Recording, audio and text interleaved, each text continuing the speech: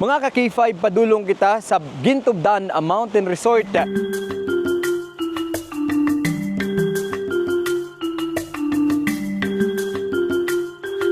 Kag ginagyan naton mga ka-K5 ining Barangay San Miguel kung sa diin madumduman naton ini ang ginagyan sa lahar no sa naglupok ang Bulkan Kanlaon mga ka-K5. Gani opdanay kita diri sa siyudad sa La Carlota para sa biyaheng K5.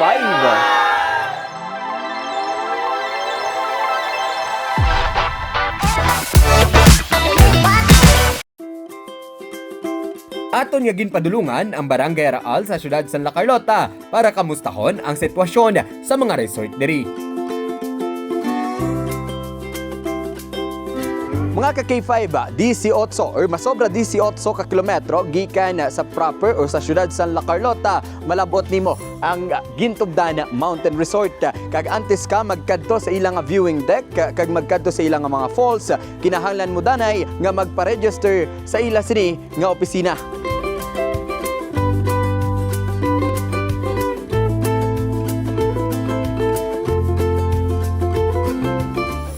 Mga ka-K5, matapos naton nga magpa-register, no? Makadto naman kita diri sa ilang nga ginatawag nga viewing deck. Kag mga ka-K5, kaupod gili naton no ang tour guide nga si Manong Panoy, no? Kag si Haring Solomon. Mga 15 minutos nga lakad halin sa Mount Kanlaon Natural Park Information Building at doon na nga malabot ang ilang viewing deck. Subo mga ka-K5, well nga nagalakit kita no. Kaupod sa aton niya tour guide, nagapamahuan pa naton Japon ang baho sang asupre. No, so suno sa ila diri, wala sa gihapon nadula ang baho no sang asupre.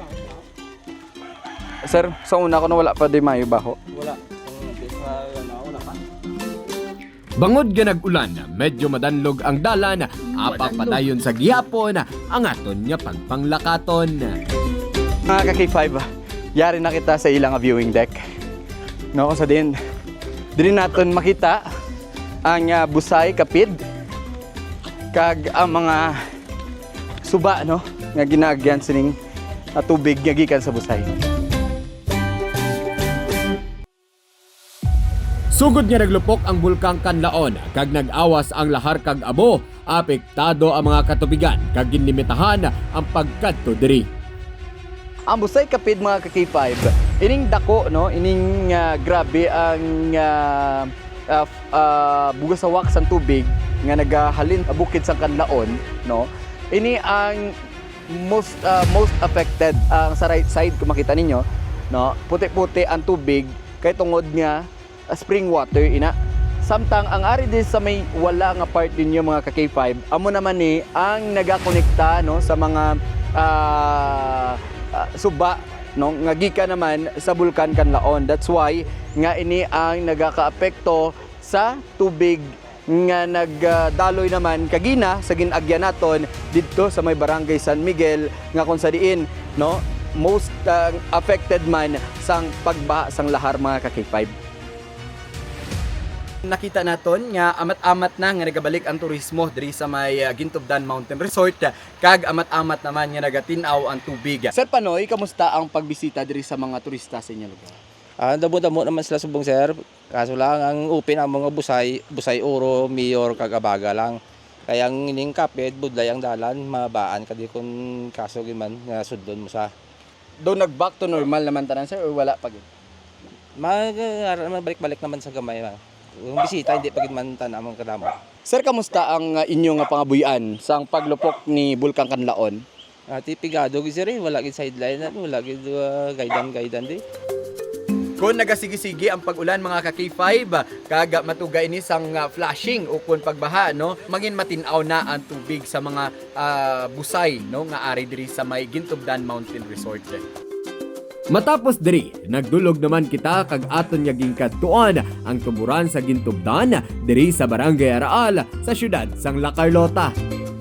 Mga ka-K5, yari naman kita sa tuburan sa Gintubdan. Kung sa diin mga ka-K5, amo naman ni ang ginakuhaan or nagasupply sa tubig sa siyudad sang La Carlota. Makita nato na may net no kag may kudal. So So isa man ina sa naapektuhan sa una sang asupre o kung saan lahar no kay bangod niya ang asupre nagtupa dira sa mga dahon. Bangod niya kontaminado ini sang abo o kung asupre wala danay ini gin supply no sa syudad sa La Carlota. Diri ako niya nakilala si Annie Ruth Granada, isa ka residente kag caretaker sa lugar. Kamusta ang supply sa tubig? Naapektuhan bla kamo sa paglupok sa kalaan? Oo, sir, na apektado gid kay tungod sang ina nga tubig nga suportan sa bilog nga pamuluyo man di sang gintubdan. So wala ta di makuha nga main sourcing tubig nga patilim nun ta, which is amo lang nga pangagtag sa aton di amo lang ang apektado ta. Pero subong, kamusta ma'am? Sa Subong dira naman kami kausar tubig sa Luzon sa tanan, and then ang mga bata lang nang ginabaklan subong sa tubig. Mga kaki-5 mayari man sila sang man-made pool nga kung sa diin ang tubig diri is gikan no sa tuburan diri sa gintubdan.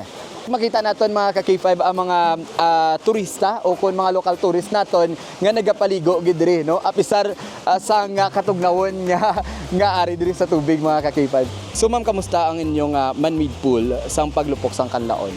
Which is hindi nasa masudlan si tao, stop anay subong para masudlan si tao ginbuangan kag gintinluan agud ma-wash out na ng supre para mapuslan sa mga tao sa dire para ang income sang taga dire matayo yun. Kag kung magpaligo ma'am, ano, may entrance fee, pila ang bayad? May ara ta da users fee, hindi sila natawag nga entrance fee, users fee pag usal mo sang lugar or under sa PA protected area. Ang entrance ta de or users fee ta de 30 each, ang adult 30. Senior citizen PWD libre na sa 9 below nga kabataan, libre man na sa 10 to 17 years old 10 pesos. Di mga K5 sa Gintubdan no, sa Tuburan, may ara man sila sa mga cottages no. Kung sa diin nagabalor ini sang 300, 500 kag depende na lang no kung ano kadako kag kung ano no ka nami ang imo sini nga gin-okupar nga cottage mga K5. Kung ginaambitahan ta kamo tanan nga pwede na kamo maglagaw diri sa Gintubdan, ugaling kay ginabawanan ang pag-overnight, day tour lang ta, pero ang overnight ta wala pa.